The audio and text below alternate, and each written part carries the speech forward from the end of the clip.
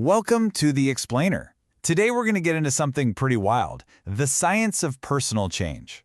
We're looking at the work of Dr. Joe Dispenza, who basically connects the dots between neuroscience, biology, and even spirituality to show us how we can actually change our lives from the inside out. Let's kick things off with this quote, because it really gets to the core of everything. I think we're all faced with great opportunities brilliantly disguised as impossible situations.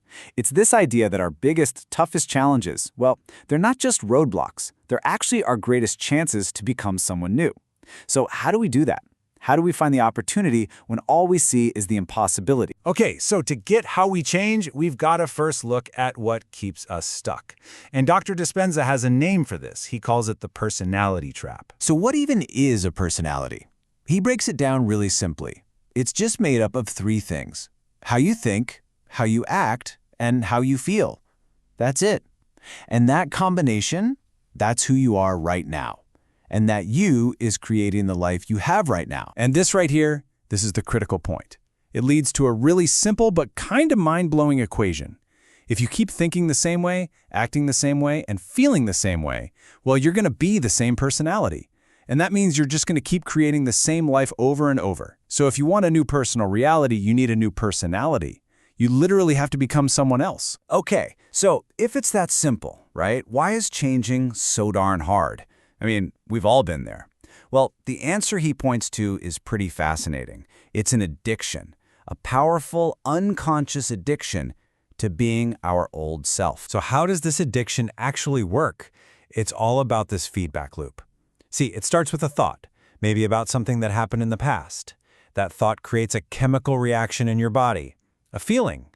And if you have that thought and feeling enough, your body, it gets used to it. It actually starts to crave those chemicals. So the body sends signals back up to your brain, basically saying, hey, think that thought again. I need my chemical fix. And what feelings do you think we get addicted to most often? Yeah, it's usually the ones that come from stress. Things like anger, fear, anxiety, guilt, all of these. Our bodies can get so used to feeling this way that it becomes our normal, our baseline. It's crazy, right? We literally become addicted to the very life we say we don't want. And this quote, this is the voice of that addiction talking. The second you decide, okay, I'm going to change, and you try to think or feel something different, your body freaks out. It goes into withdrawal. It starts screaming for its chemical fix. And it does that by feeding your brain all these thoughts like, you'll never change, just start tomorrow, you're a failure. It's doing anything it can to get you to go back to the familiar. The body, which should be the servant, has become the master. So, the big question is, how do we break this cycle? How do we finally take back control? Well, we have to get past our conscious mind. You know, the one that's trying so hard, and get into the actual operating system, the subconscious. Now get this, what's really wild is that by the time we're in our mid-30s, about 95% of who we are is just a set of automatic subconscious programs. Think about that. All those memorized habits, behaviors, emotional reactions, that's 95% of you on autopilot. So your conscious mind, the one with all the good intentions, it's only really working with about 5% of your power. No wonder it's so hard to make a lasting change. The key, then, to getting into that huge 95% is meditation. And, we hear that word a lot. But here, it's not just about calming down or relaxing.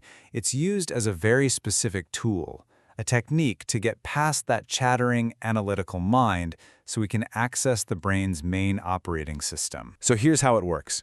When we're awake, thinking, analyzing, stressed, our brain is in a fast state called beta. Meditation helps us slow those brainwaves down. We pass through alpha, which is more relaxed and creative. That's kind of like the bridge. And then we get to theta. Theta is that hypnotic, dreamlike state. And that is where the door to the subconscious swings wide open. That's our chance to get in there and start rewriting the code. All right, so once you can get in there and access your own programming, the whole game changes. The work isn't just about breaking old bad habits anymore. Now it's about actively, intentionally creating the future you actually want. And this slide illustrates that shift perfectly. See, most of us live by the old model of cause and effect. We're waiting for something outside of us to happen so we can feel different inside. When I get the promotion, then I'll feel successful. When I find the right partner, then I'll feel love. The new model, it completely flips that. It's about causing an effect.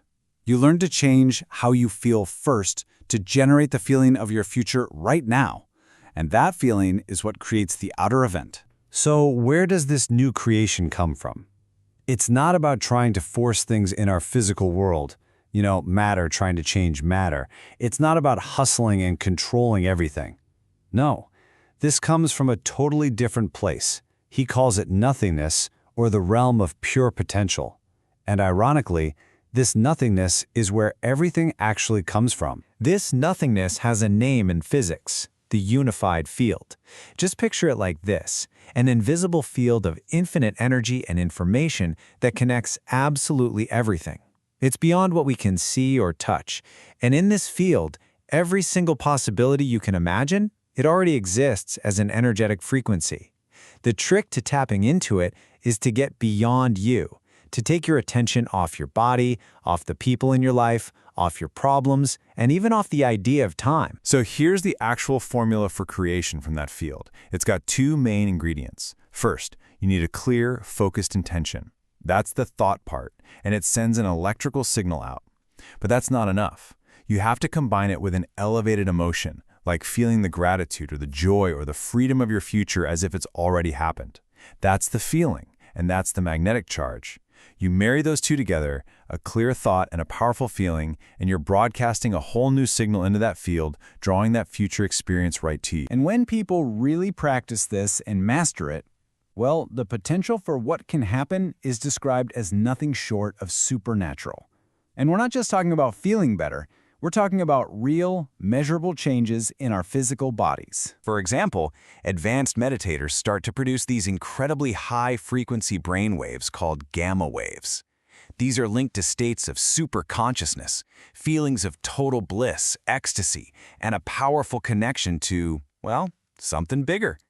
And it seems to be in these peak moments that the most mind-blowing transformations really take place. And the research shows actual physical, biological upgrades. I mean, check this out. In one study, a group of people were taught how to use this whole process, the intention and the emotion, to signal one of their genes to make a specific protective protein. And the result? 100% of them did it successfully. Just think about that. It suggests that our focused mind can literally give instructions directly to our genes. So what does all this lead to? We see these profound transformations. People report spontaneous healings from really serious chronic diseases. And when they're asked, hey, where did your illness go? The answer is almost always the same. They say, oh, that belonged to my old self. I'm literally someone else now. They've created a new personality, and with it comes a new personal and biological reality. So all of this really leaves us with one powerful final question to think about. If you truly weren't defined by your memories, by your past, if you could stop being that old self, who would you choose to become? The only real question left is, who are you going to be?